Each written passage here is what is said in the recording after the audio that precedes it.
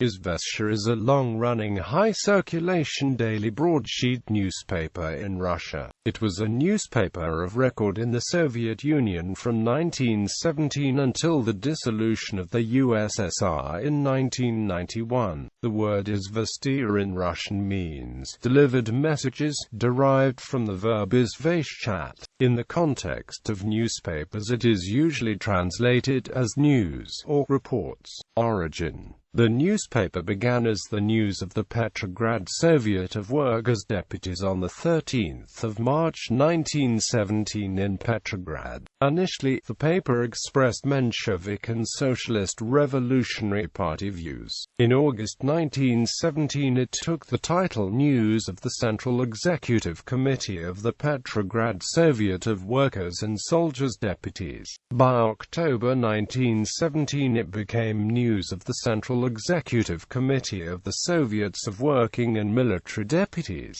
and was eventually retitled News of the Soviets of People's Deputies. After the Second All-Union Congress of Soviets, Izvestia became an official newspaper of the Soviet government. History: 1917 to 1991. During the Soviet period, while Pravda served as the official mouthpiece of the Communist Party, Izvestia expressed the official views of the Soviet government as published by the Presidium of the Supreme Soviet of the USSR. The full name was Izvestia Sovtov Narodnik Deputatov SSSR. 1992 present. Following the dissolution of the Soviet Union, Izvestia now describes itself as an all-national newspaper of Russia. The newspaper was owned by a vast holding company of Vladimir Potanin, which had close ties with the government. A controlling stake in Izvestia was purchased by state-owned Gazprom on 3